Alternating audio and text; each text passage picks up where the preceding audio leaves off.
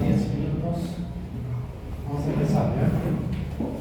Entonces, en esta oportunidad vamos a ver un poco de la semiología osteomuscular. Como les comenté ayer, vamos a tratar de ver las cosas que más les van a servir a ustedes. Cuando estudiamos el sistema osteomuscular desde el punto de vista semiológico, no lo podemos hacer por separado, digamos, los músculos, los huesos o las articulaciones, sino todo tiene que ser en conjunto, ¿no? Porque todos, digamos, forman parte de una extremidad o de un segmento del organismo, ¿ya? Entonces hay que hacerle la valoración simultánea. Debemos tomar en cuenta también, cuando hacemos la semiología del niño, que hay cosas que son diferentes del adulto, ¿no? Por ejemplo, que se están realizando transformaciones a lo largo de la infancia. No es como el adulto que ya todo está rodeado y sacramentado y tenemos que hacer la evaluación, ¿no? En cambio, el niño tenemos que tomar en cuenta que es una etapa en la que está habiendo cambios en diferentes etapas de su vida, ¿no? Entonces hay que tomar en cuenta la velocidad de crecimiento, las posturas, el desarrollo muscular y neurológico, ¿no? Otro niño pequeñito que se está empezando a caminar, su marcha va a ser tambaleante, no va a ser firme, ¿no? En cambio, un niño más grande ya hasta corre, salta, brinca, trepa, etc., ¿no? Y también tiene que ver mucho la actividad física, el sedentarismo y la obesidad. Si es un niño que no hace ejercicio físico, entonces muchas de sus capacidades van a estar un poco retrasadas, ¿no? Entonces hay que tomar en cuenta también la actividad física. Acá les he traído esta lámina para que observen. Este es un miembro inferior y este es un miembro superior, ¿ya? ¿Qué significa esto?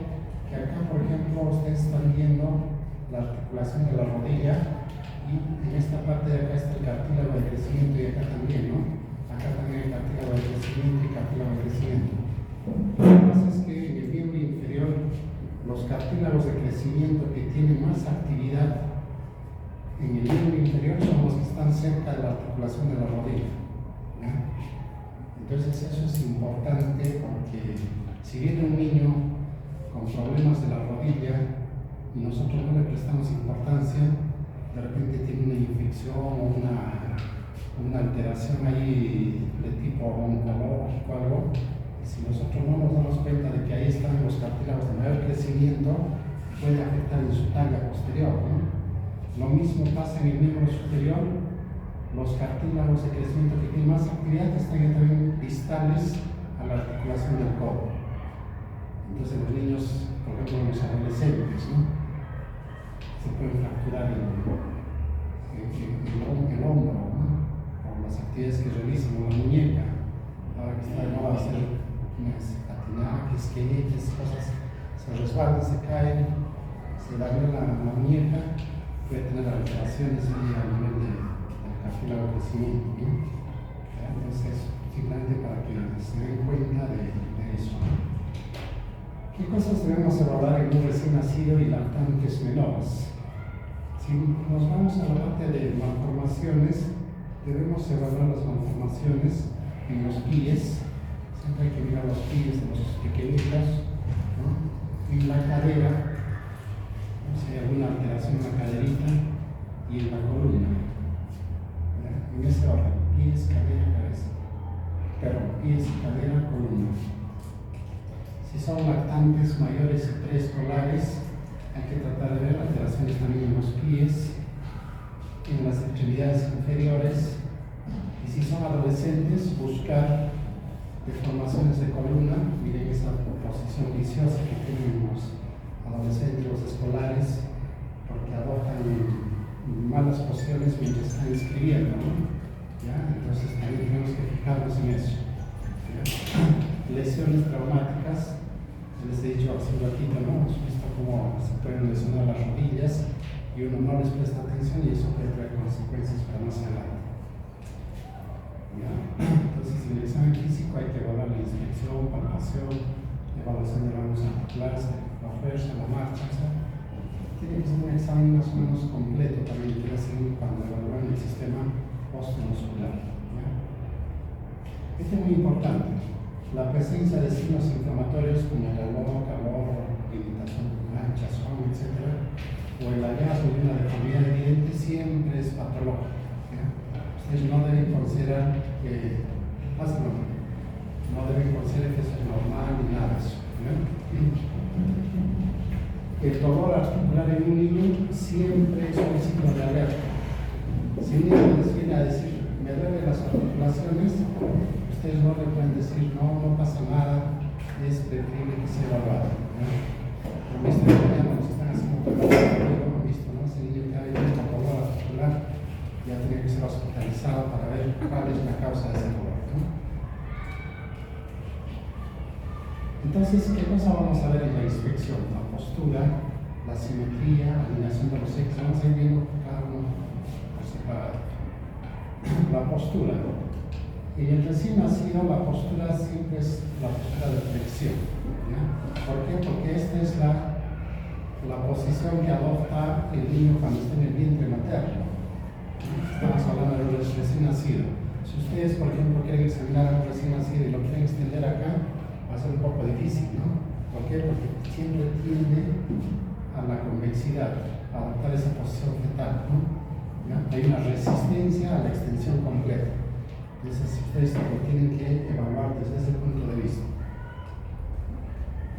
En cambio, los lactantes y preescolares ya empiezan a aparecer ya las curvaturas, ¿no? La curva cervical, la curva torácica, curva lumbar, curva sacra, ¿no? ¿Ya? Estas son 4 curvaturas normales de la columna que hay que tomar en cuenta, ¿no? Si se exagera, por ejemplo, la curvatura lumbar, estamos hablando de la lordosis, ¿no? Y si se exagera la convexidad dorsal, estamos hablando de la psicosis, los corvados, ¿no? Es muy importante también los escolares evaluar el eje de alineación. Ahí en la gráfica están viendo cómo en un papel cuadriculado está la silueta de un niño para ejemplificar de que ambos semicuerpos deben ser simétricos, ¿ya? Para que nos podamos orientar, ¿no? Entonces, ¿cómo lo hacemos eso en un paciente verídico? Hay en otros hospitales o en sitios donde se evalúa eso, una especie de cabinas, así como no sé si han visto en las películas, en algunos sitios hay unas cabinas telefónicas, ¿no? Y se meten las personas para conversar, ¿no? Entonces, algo similar ahí, no sé si acá tengo la imagen, ¿no? Vamos a ver qué cosas tenemos que ver cuando estamos ahí. Los puntos de reparo, la altura de los hombros deben estar a la misma altura, las escápulas a la misma altura, los pezones a la misma altura, y así, ¿no? O sea, punto por punto, ir viendo que todos estén en la misma altura. Esta es la cabina que les digo, ¿no? Ustedes lo meten a esa cabina y no sé si logran ver acá las líneas, ¿no? Entonces uno va viendo que ambos semicuerpos sean simétricos, para poder decir que esa columna o ese paciente está bien. ¿Ya? Este es un test que también debe acostumbrarse a realizarlo, ¿ya? Se llama el test de Adams.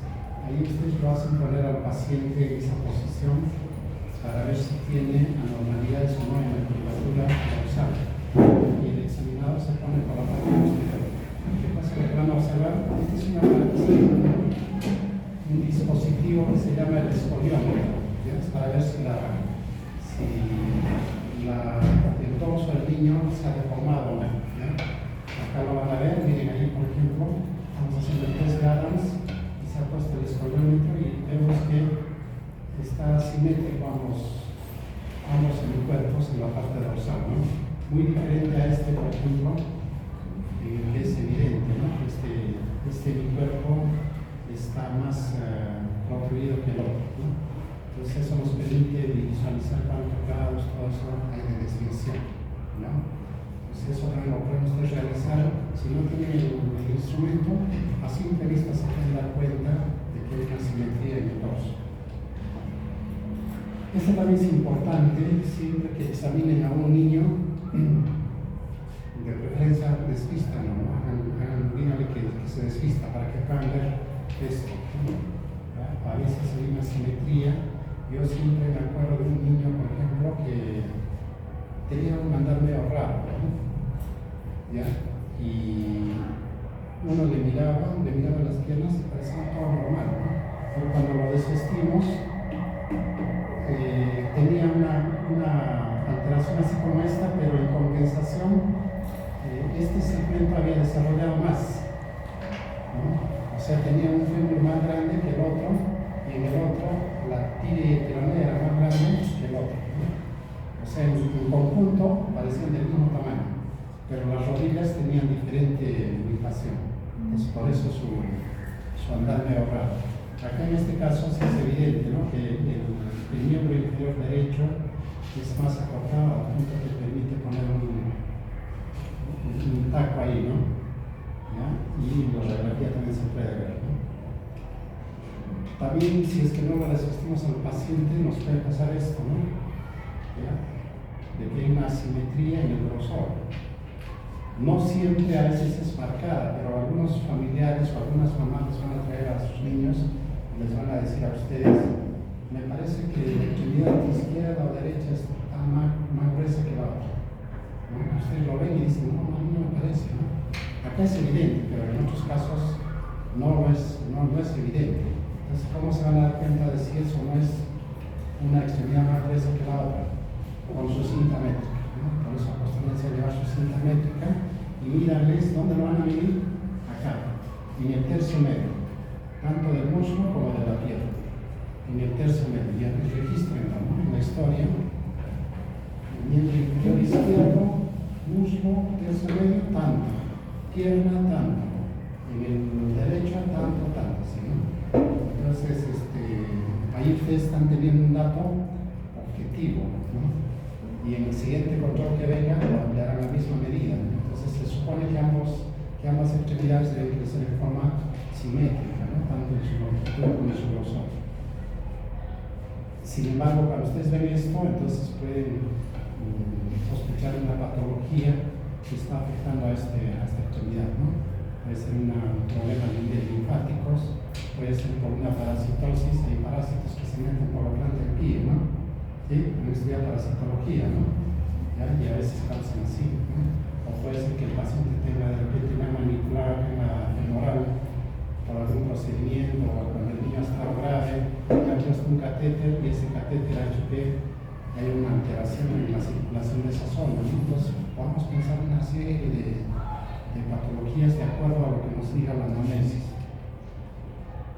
Simetría de los pliegues, ¿no? Entonces, miren acá, cuando esta niña levanta la extremidad derecha, se observa una simetría, ¿no? Entonces también les ayuda a evaluar eso. Esta es otra cosa que es muy importante, la alineación de los ejes. Muchas mamás van a venir a preguntarles si es normal que su niño tenga así los pies o las piernas en alicate, ¿no? ¿Ya? Y les preocupa porque sobre todo si son mujercitas, que se les ponga a caminar así como que se les hace la de caballo, ¿no? ¿Ya? Para ver si ustedes le pueden recetar algún tipo de zapatitos especial o que vaya al especialista para que le dé algún tratamiento, ¿no? Entonces, esta condición en los lactantes es una condición normal. Es normal que los niños y niñas tengan esta disposición de sus extremidades inferiores, ¿ya? Como también, si es preescolar, es normal que tenga este pendulado o las piernas en tijera, ¿no? ¿Ya? Entonces, tampoco necesita que ustedes lo envíen al ortopedista, al traumatólogo, ¿no? ¿Ya? Si es preescolar, ¿no? Entonces, la pregunta es: ¿en qué momento se van a poner simétricas las extremidades? Así, ¿no? Cuando sean escolares. Estamos hablando 7, 8 años. Recién ahí, sus extremidades se van a poner derechitas, ¿no? Mientras tanto, mientras veamos las otras circunstancias, si está en el rango de edad, puede corresponder a un anulado o un anulado, ¿no? Pueden ser normales, ¿ya? Evaluemos también la estabilidad, que les adelantaba hace un poco. Cuando el niño está empezando a caminar recién, su marcha puede ser inestable, ¿no? Eso no significa que el niño esté mal, ¿no? Entonces, normal que un niño pequeñito que está recién empezando a caminar tenga una marcha inestable, ¿no? Pero sí sería patológico que estemos hablando de un niño de 4 o 5 años que esté caminando como borrachito, ¿no? Entonces debe tener algo que le esté condicionando a eso, ¿no? Acá como tenemos una niña de 1 año y medio que tiene un desplazamiento un poco torpe, si se puede decir, en comparación a otras personas, ¿no? En los pies. Los pies crecen rápidamente los primeros 5 años de vida, ¿ya? Si ustedes agarran a un niño de 1 año y medio y le miden los pies, más o menos eso lo multiplican por 2, ese es el tamaño del pie que va a tener cuando sea adulto, ¿ya? Entonces, ustedes pueden ir calculando ya en los niños pequeñitos si va a ser zapatón o no va a ser zapatón. El pie en los varones crece hasta los 16 años. Obviamente puede crecer todavía más de repente, pero en promedio hasta los 16 años. En cambio, las mujeres solo crece hasta los 12 años, ¿ya? Entonces, por eso hay muchas mujeres que a veces se ponen sus zapatos de cuando eran escolares y les entra, ¿no? ¿Ya? Siempre me acuerdo de una familiar que vino y encontró sus zapatos de colegial, ¿no? Y se los puso y ella contentísima, ¿no? Y me mis zapatos, quiere decir que no he engordado nada, ¿no? Estaba muy gordita, pero psicológicamente le ayudó bastante, ¿no? ¿Ya? Pero no sabía ella que su pie desde los 12 años seguía siendo el mismo, ¿no? Esta es otra cosa que también siempre les van a preguntar, ¿no? Si los niños tienen pie plano o no tienen pie plano. Normalmente, si ustedes ven a un niño pequeñito, le van a encontrar que el pie está plano, así como este, ¿no? Sí, ¿ya? No tienen esta forma. ¿En qué momento adquieren esta formita? Ya si usted ya se empieza con el pie húmedo en una superficie plana, el pie debería de dejar una huella así como esta, ¿no? Pero el niño pequeño les va a dejar una huella así como esta. Entonces, ¿en qué momento se va a poner el pie así? A partir de los 2 años. Si hasta los 2 años, ahí dice 4 años, pero es más recomendable a los 2 años. Si a los 2 años no tiene la forma de querer tener la huella normal, yo les aconsejaría más llevar a un ortopedista, traumatólogo, para que vaya viendo qué cosa lo está condicionando. Entonces, ¿por qué tienen así el pie los niños menores de 2 años? Porque acá en esta zona que ya está vacía, está rellenada con una grasita, ¿ya? Es una grasita de la planta del pie que se absorbe durante los primeros 2 años. Y una vez que se absorbe, recién le da esta forma de cara, ¿ya? Entonces no vale de nada que a los 6 meses los papás se preocupen y les digan a mi sobrinita le recetaron unos zapatitos arribita, no sé qué marcas más hay, ¿ya? Y para que no tenga pie plano, eso es mentira, ¿ya? Entonces a partir de los 2 años en adelante, recién ustedes pueden decir si ese niño tiene pie plano o no, ¿ya? Antes de los 2 años no. Acá, por ejemplo, les traigo un caso de un niño con los pies torcidos, pies ambos, ¿no? Entonces, esto ya, por ejemplo, ya son malformaciones en las articulaciones, ¿no? Pero también puede haber circunstancias en las que las extremidades, sobre todo las inferiores, se ponen así por la posición en la que está en el vientre materno. Si está en una posición podálica, se pueden poner así los pies, ¿no? ¿Ya? Y yo siempre me acuerdo de un niño que nació así, con los pies así, ¿ya? Y eso cuando yo trabajaba en Moqueo, ¿no? Entonces los papás muy deprimidos decían, ¿y ahora cómo vamos a hacer con un hijo así? Y eran de condición humilde, ¿no? Entonces yo me acordé que cuando estaba en Lima, en la maternidad, y como a esos niños solamente con terapia física les lograba enderezar los pies, ¿no? A base de masajes, fisioterapia y todo eso, ¿no? Entonces, ¿qué les puedes aconsejar a un par de papás que son de la parte andina, ¿no? Cuando su niño les sale así? A lo único que atiné les dije, háganle masajes ahí en las extremidades y eso algo que os va a ayudar, ¿no? Y qué curioso, a los 2 meses vinieron y ya sus extremidades estaban así derechitas, ¿no? Entonces, esas cosas se pueden lograr cuando se hace una cosa con bastante dedicación, ¿no? ¿Ya? Esta es una de las experiencias de repente que más satisfacciones les puede traer a los que les gusta la medicina física, la rehabilitación. Es una especialidad que está poco explorada, digamos, o poco atractiva, entre comillas, pero sin embargo les puede traer grandes satisfacciones, ¿no? Y no hay muchos. Entonces, si les gusta estas cosas, se pueden dedicar ustedes a eso, ¿no? Y más aún si es en el segmento de los niños, todavía tienen un éxito asegurado, tienen trabajo en la ciudad, ¿no? En un hospital importante, ¿no? Pero les tiene que gustar pues estas cosas, ¿no? Vean la simetría de los pliegues en la caderita, acá como están viendo. Más adelante vamos a hablar con más detenimiento sobre las caderas. Y esto es lo que les decía, ¿no? Las extremidades superiores, por ejemplo, ustedes pueden primero deben tener en cuenta que puede haber fracturas de la clavícula, sobre todo en adolescentes. Por lo que hemos estado hablando hace un rato, los adolescentes adoptan conductas a veces un poco extremas, ¿no? Juegan bruscamente salud, y se puede fracturar la clavícula, ¿no? Y ¿qué se hace ustedes con un niño que viene con fractura de clavícula mientras está en el cerebro? ¿Qué van a hacer? Tienen que tomar una medida de urgencia, ¿no? Entonces, lo que van a hacer es un vendaje mucho así. Lo único que necesitamos es que se alineen los 2 segmentos que se han fracturado, ¿no? Si está fracturado, va a decir está así, ¿no? ¿Ya? Entonces, al ponerle la posición así, lo que vamos a hacer es que esto se pega. Eso es lo único que conseguimos, ¿ya? Y así lo enviamos y el traumatólogo ya, si lo ve que se han unido ambos, lo va a dejar así, ¿no? Porque después esto se va a desarrollar como un callo óseo, o sea, todo esto se va a hacer como una bola, ¿no?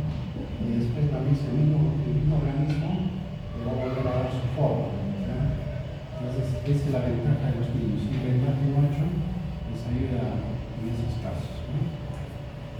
Si vemos anomalías congénitas, justo en la mañana preguntaban sobre la espina bífida, ¿no? Entonces tenemos 3 situaciones de espina bífida: la oculta, que no se ve, el meningocele y el miembro meningocele. Acá lo podemos ver de forma más esquemática.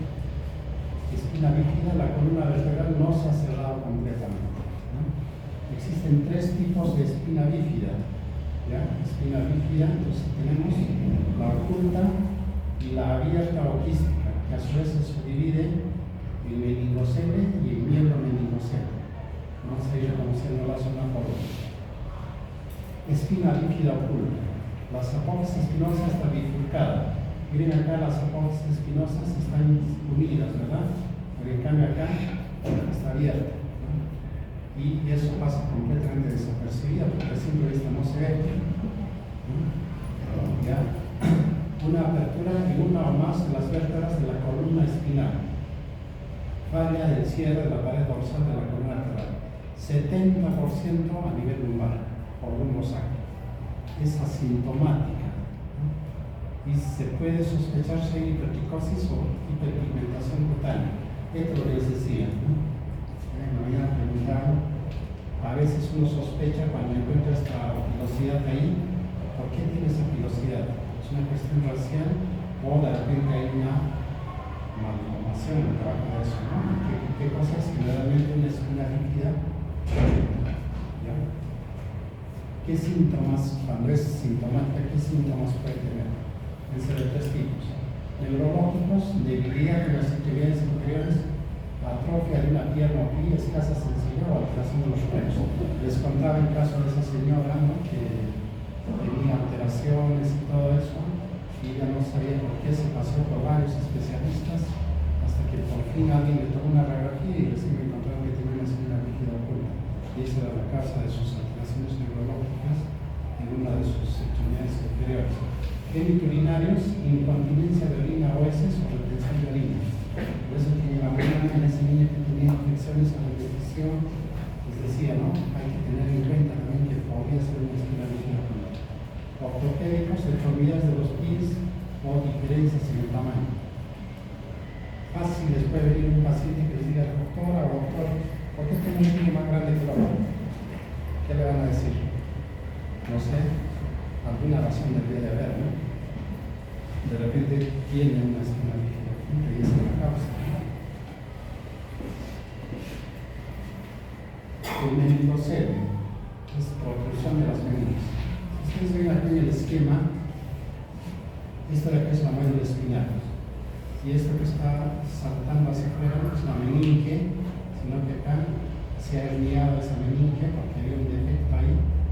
Y eso lo conocemos como meningocele. Solo está saliendo la meninge. En cambio acá, el miembro meningocele, miren cómo ha salido la médula espinal meningocele, ¿no? Junto con los meninges, ¿no? Esto se presenta 1 de cada 800 casos y el 75% de las espinas bífidas lamentablemente son mielomeningocele. O sea, el cuadro más crítico, más aparatoso es el que predomina. ¿Ya? Hay protrusión de meninges y médula, una porción de la médula espinal sobresale a través de la espalda, el tubo neural está cerrado, alteraciones neurológicas, riesgo elevado de infecciones urinarias. Estos niños que tienen mielomeningocele casi todos sufren de infecciones urinarias, de vejiga neurogénica, alteraciones en el hábito respiratorio. ¿Por qué? Porque está comprometido la médula de donde van a nacer los nervios que van a innervar esas estructuras. Miren que en otros países adelantados a veces le hacen la cirugía del intraútero, ¿no? O sea, con la ecografía le detectan que tiene mielomeningocele y lo operan en el útero, ¿no? Puede ser laparoscópica, ¿no? Se meten ahí, corrigen el defecto, cierran. Cuando el niño nace sin ninguna cicatriz, como que todo eso ha sido normal, ¿no? Entonces, la mejor incubadora es el vientre materno, ¿no? ¿Ya? Entonces, ojalá que en algún momento se pueda realizar eso en el país, ¿no? Que son jóvenes, de repente se van a ir a especializar de acá a unos años en este tipo de problemas neurocirujanos, ¿no? Y van a regresar con esos conocimientos, ¿no? Muy bien. Vamos a hablar ahora de la displasia del desarrollo de la cadera. ¿Ya? Esta patología anteriormente se conocía con varios nombres, ¿no? Pulmonar luxante de la cadera, displasia de caderas, luxación congénita de caderas, etc. Pero el término actual es este de acá: displasia del desarrollo de la cadera. Acostúmense a utilizar ese término. Vamos a explicar por qué es importante eso. ¿Ya? Ya saben ustedes que es una alteración de la articulación coxofemoral, ¿no? Va a dar una deformidad. Hay diferentes situaciones. La cabeza femoral totalmente fuera del acetábulo, que es una luxación, parcialmente fuera del acetábulo, es una luxación, que entra y sale, es una inestabilidad, y también engloba una serie de anomalías que se conocen como displasia, ¿no? ¿Ya? Entonces, ¿con qué frecuencia se presenta esto? Miren, se presenta 1 a 1.5 de cada 1000 nacimientos. ¿Ya? Más frecuente en la raza blanca. Relación mujer-hombre 6 a 1, en algunas literaturas dicen 9 a 1, o sea, es más frecuente en las mujeres. Y es más frecuente también en el lado izquierdo. ¿Por qué será? Por la posición que adopta o la posición predominante que existe en el vientre materno. ¿Ya? Ustedes cuando estudien ginecobstetricia les van a decir cuál es la presentación, la posición más habitual, ¿no? Entonces, eso es en relación a eso. ¿Ya? ¿Qué factores de riesgo hay? Hay influencias genéticas, sí la hay. Han visto ahí que es más frecuente en la raza blanca, ¿no? Fuerzas mecánicas que actúan sobre la cadera, sí. De repente la posición intraútera defectuosa. Todos esos niños están en posición podálica por la presión que está ejerciendo en forma diferente a un niño que no tiene posición podálica, sino posición normal. Entonces puede tener riesgo de tener alteraciones de la cadera, ¿no? Factores ambientales postnatales. También hay una costumbre que es muy arraigada en nuestra población, sobre todo en la población altoandina, que es el hecho de fajar a los niños en actividades, ¿no? Sí, han visto, ¿no? Los niños pequeños algunos los fajan, ¿no? Y preguntándoles alguna vez por qué lo hacen, por lo menos a mí lo que me han contestado de que para que verlo tranquilo y con el movimiento no se despierte, ¿no? Es una de las razones. La otra que también he escuchado es que para que sus piernecitas siempre estén derechitas, ¿no? Miren cómo si relacionamos con otro, habíamos dicho que los lactantes pequeños eran probablemente el lugar, ¿no? O sea, las piernas en alicates. Probablemente las mamás que veían eso decían, para que no tenga eso, mejor los fajamos y para que sus extremidades sean derechitas, ¿no? Entonces les cuento a manera de anécdota. Una fecha atendía una paciente y cuando le dije, a ver, vamos a examinarlo, entonces cuando lo puse en la cadera estaba con las piernas bien fajadas, ¿no? Entonces me dije, tienes que sacarle esa faja. Y le pregunté, ¿por qué lo has fajado, no? Y agarró me dijo, era para que sus piernecitas estén derechitas, ¿no? Entonces, y era una paciente que venía de Chivaya, ¿ya? Entonces, la idea es que cambie esa actitud, ¿no? Pero si uno le dice así directamente, eso está mal, no lo hagas, eso no le va a ayudar en nada, estoy seguro que me va a escuchar y pero no hagas caso, ¿no? Entonces ya les he dicho ya cuál es la intención. Tenemos que mandarle el mensaje sutilmente, de tal manera que ella lo razone y le permita hacer el cambio, no porque yo le esté diciendo, sino porque es producto de su razonamiento, de su convencimiento, ¿ya? Entonces, ¿qué le empecé a decir? Empecé a decir, ¿y cómo va la afluencia de turistas ahí en el Colca? Uy, sí, ha aumentado todo. ¿Y quiénes son los que más vienen?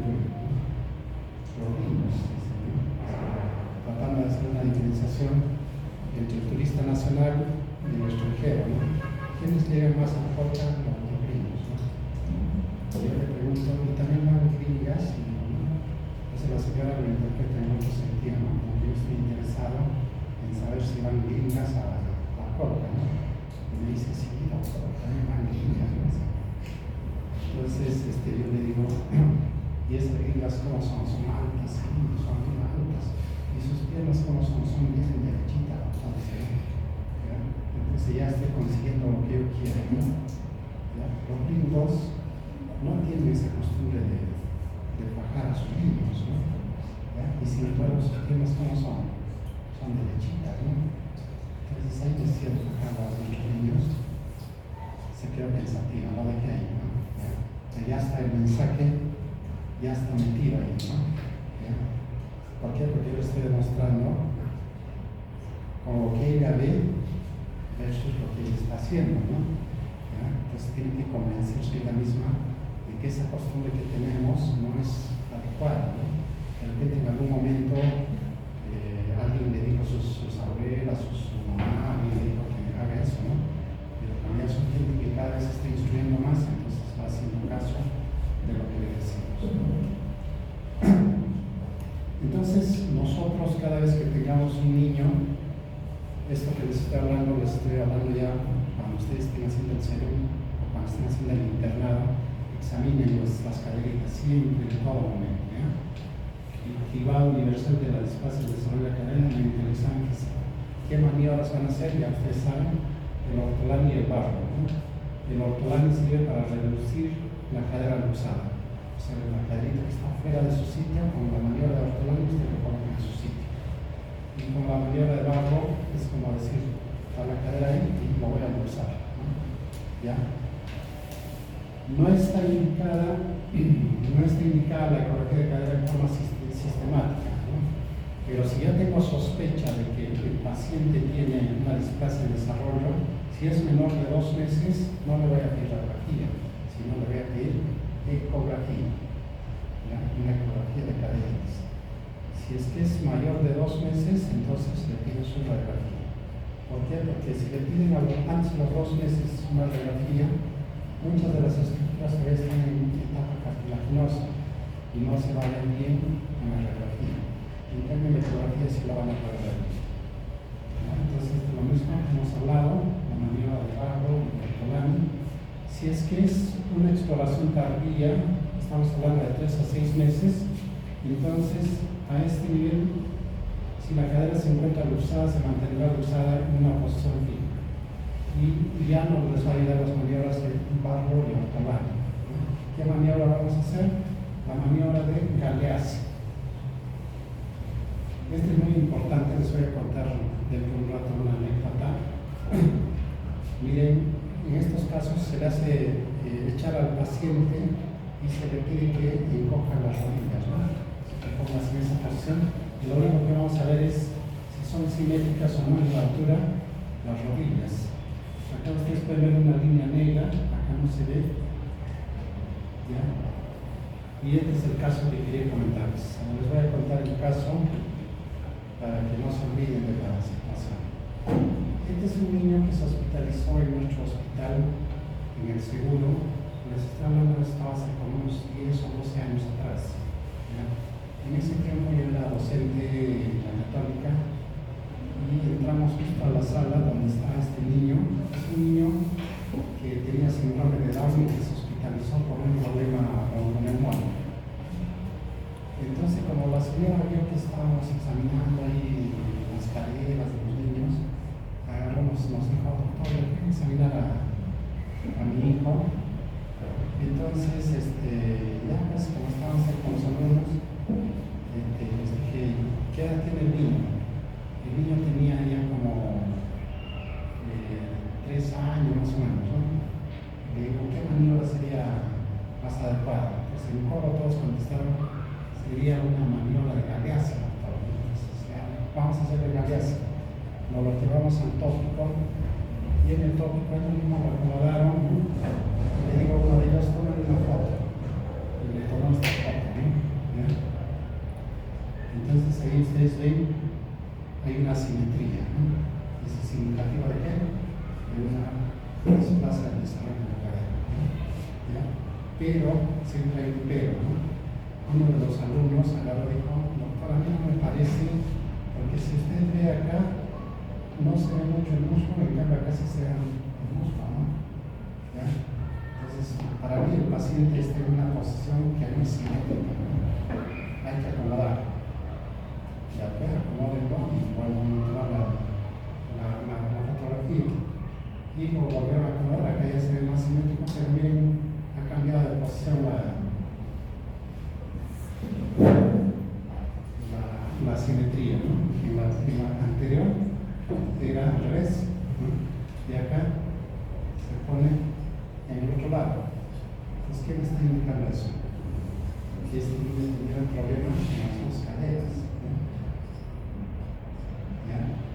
Entonces, para estar más seguros, le tomamos una radiografía y efectivamente, miren, acá están los acetábulos, ¿no? Y miren dónde está la cabeza del fémur, fuera de los acetábulos, los dos. ¿Sí? Entonces la señora se puso a llorar, ¿no? Y dice, ¿cómo puede ser posible? ¿No? ¿Con quién me tengo que quejar? Decía, ¿no? ¿Qué había pasado? Nos contó su historia, ¿ya? Este niño, de la mamá ya un poquito mayorcita, fue concebido con ayuda, ¿no? Fertilización in vitro, todo eso. Cuando nació, le dijeron, el niño tiene síndrome de Down, pero ella dijo, no importa, es mi hijo y le voy a dar todos los cuidados. Entonces lo llevó a su primer control al mes, el pediatra lo examinó, las caderitas, le dijo que todo estaba normal y pero si quiere tomarle una radiografía. Entonces le tomamos su radiografía, le informaron que estaba normal, entonces como esta señora era una señora muy ansiosa, agarró y dijo, el pediatra está en condiciones de saber si tiene displasia, ¿quién sería el especialista más indicado? el ortopedista traumatólogo, ¿no? Entonces, el siguiente, pasó unos días, lo llevó donde un traumatólogo. El traumatólogo lo evaluó, le pidió nueva radiografía, todo, y le dijo, está normal. Pero mira, la ansiedad, como la ansiedad, la realidad que termine ya con la historia. No quiere, aquí estamos, ¿no? Entonces, después de que lo visitó el traumatólogo, la señora su ansiedad se puso a pensar y dijo, este traumatólogo que no es un traumatólogo de adultos, ¿no? Ideal sería que le habló un traumatólogo de niños. Y se puso a buscar en la guía si había algún traumatólogo de niños, ¿no? Aquí en Arequipa. No encontró ninguno, pero sí encontró que había dos traumatólogos de adultos que se dedicaban bastante a los niños, ¿no? Entonces fue a consultar con uno de ellos. El traumatólogo ese le pidió otras radiografías en otras incidencias y todo eso, y le dijo, todo está bien, ¿no? Pero ella en su ansiedad dijo, ¿qué pasa si ese traumatólogo se equivocaba? Mejor voy al otro. Se fue al otro, el otro también dijo, todo está normal. Ya para este niño había cumplido como 6 meses, algo así, ¿no? Entonces dijo, ya varios me han dicho que todo está normal, no me preocupo más, no me hizo probar más. Y después se enferma de los bronquios, viene al hospital y en una visita común y corriente le dicen que tiene displasia del desarrollo bilateral. ¿Con quién me quiero pasar? Entonces, es probable que esta misma situación lo hayan observado en otros sitios, ¿no? En que un paciente es evaluado en un momento en que todo está normal, pero pasa el tiempo y se manifiesta la displasia, ¿ya? Entonces, por ese motivo es que el nombre cambia, ya no es luxación de cadera, ya no es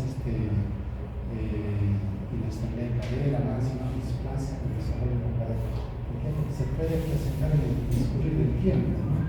No es el médico que le evaluó anteriormente se equivocó, sino que en ese momento no lo encontró y más adelante recién apareció. Pues por eso es el cambio de la terminología y por eso ustedes se tienen que acostumbrar a utilizar eso, ¿no?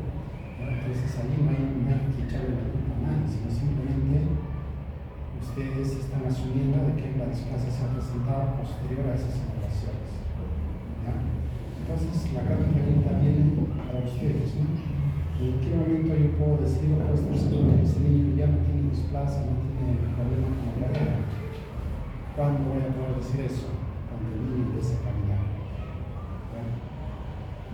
Porque cuando un niño tiene displasia de caderas, camina así como un pato, ¿ha visto, no? Como camina el pato balanceándose por un lado a otro, así camina el niño, ¿no? Entonces, si el niño ya sé que tiene una máquina estable de camino, pero no se balancea tanto, no se va a descubrir en su camino, ¿no? Entonces, tenemos que ponerle atención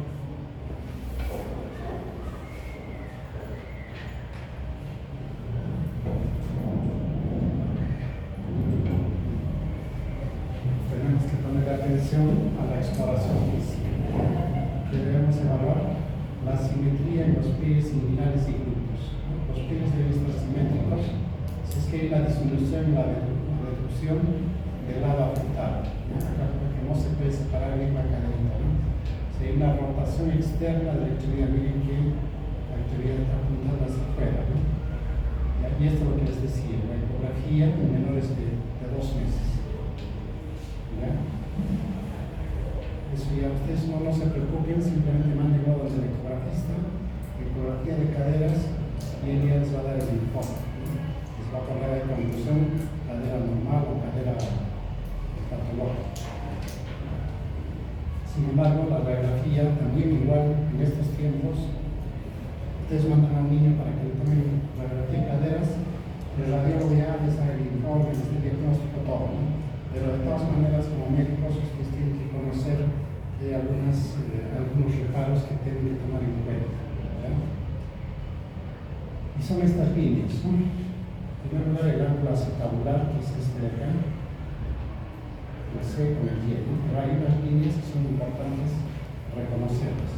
Como por ejemplo esta línea C, que es una línea tangente al acetábulo óseo. Si en la radiografía ustedes buscan este extremo y este extremo, se supone que esta es una concavidad, ¿no? Sino que acá no se ve tan pronunciada porque la parte de la punta todavía es cartilaginosa, ¿no? O sea, si lo viésemos con cartílago y todo, sería como esto, así, ¿no? Y ahí está encajando la cabeza del perro, ¿no? En la radiografía se ve así, ¿por qué? Porque no se están pintando los cartílagos. Entonces, sin embargo, en los bordes óseos, nosotros tomamos el borde óseo de acá y el borde óseo de acá y trazamos esa línea, ¿no? Y trazamos otra línea, la línea de Ingelreiner, una línea horizontal que pasa por los cartílagos trirradios. Los cartílagos trirradios este de acá, ¿no? Tangente al borde inferior de la porción ilíaca del hueso ilíaco. Acá está el hueso ilíaco, en el borde inferior trazamos una línea ahí, paralela, ¿no? Como perpendicular a los ilíacos, ¿no? Y también podemos trazar esta línea, que es la línea de Perkins, es una línea vertical que pasa por la parte externa del techo acetabular, ¿ya? Y que es perpendicular a la línea de Ingelreiner, o sea, hace un ángulo de 90 grados con la línea de Ingelreiner, ¿no? Entonces eso nos está dividiendo. Por ejemplo, si yo tomo en consideración esta cadera del lado derecho, me está formando acá 4 cuadrantes, ¿no? Cuadrante superior externo, cuadrante superior interno, cuadrante inferior interno y cuadrante inferior externo, ¿no? ¿Dónde está ubicada la cabeza del fémur? Miren acá, en el cuadrante inferior interno, ¿no? Ahí está la cabeza del fémur. Sin embargo, en el otro lado, ¿dónde está? Está fuera de esa ubicación, ¿no? Entonces, tranquilamente yo puedo decir que esa es una alteración. No está donde debería estar. Entonces, ya por ahí ya me estoy orientando. Y también podemos ver, ¿no? Eso es lo que les he explicado, este arco de Shenton. Si ustedes hacen una prolongación de la línea, acá la línea descontinuada, que sigue el borde inferior del cuello femoral, este es el cuello femoral, ¿ya? Debe seguir en forma armónica con el borde superior del agujero obturador. Estos agujeros de acá se llaman los agujeros obturadores, ¿verdad? ¿Ya? Entonces es como que hubiese una continuidad de eso con el borde inferior del borde superior del agujero obturador. Si este arco está quebrado, es signo de ascenso en la cabeza. Por ejemplo, acá el arco de Shenton no se ve, ¿no? Está totalmente alterado. Si en cambio acá sí podemos hacer un seguimiento. Es otro indicativo de que la cadera no está en su posición. ¿Ya? Si ustedes piden la radiografía y no se los han informado, también se pueden basar con estas tablas que están en todos los libros de traumatología, que nos están dando los valores del ángulo acetabular, tanto para mujeres como para varones y por edades, ¿no? Y de acuerdo a eso ustedes también pueden corroborar si efectivamente tiene o no tiene el ángulo acetabular permitido normal. ¿Por qué es importante que ustedes hagan el diagnóstico de esta patología lo más antes posible? Porque el tratamiento va a depender mucho de la edad. Si es en los primeros 6 meses, con una reducción suave, como en este caso, por ejemplo, el arroz de Pavlik, que va a consistir en una flexión de caderas mayor de 90 grados, va a limitar la reducción, ¿no? Y con eso se corrige al 100% la displasia de caderas. Cuando ustedes diagnostican en edades tempranas, los primeros 6 meses, ¿no? Si es entre los 6 meses y los 18 meses, ya existe contractura de los músculos aductores, tracción de las partes blandas 4 semanas, anatomía de aductores y eso permite. ya le ponen un aparato de yeso para que mantenga las actividades cerebrales en esa posición. Acá ustedes están viendo un aparato, este no es un aparato de yeso, sino es un aparato de acrílico. Tiene sus ventajas, ¿no? Por ejemplo, es mucho más liviano. Ustedes pónganse a cargar a un niño que tenga su aparato de yeso, que es un montón, ¿no? En cambio, el acrílico es más livianito y estéticamente también es mejor, ¿no? Entonces, eso ya es cuestión de gustos también, ¿no? La función va a ser la misma, ¿no? Pasar el tiempo que ya se supone que se ha corregido, le retiren y también debe haberse logrado la corrección. Si es que es entre los 18 meses y los 3 años, el tratamiento ya es quirúrgico. Necesita una osteotomía pelviana. Si es mayores de 3 años, una osteotomía femoral, recortamiento. O sea, ya son cirugías mucho más cruentas, ¿no? Y no siempre ya la reducción es al 100%. Pronóstico, el éxito del de la edad del diagnóstico disminuye después del año de edad si no se obtuviera buena reducción o hay deformidades residuales. Ese es el más importante. ¿Listo? Gracias. No sé si tienen alguna pregunta.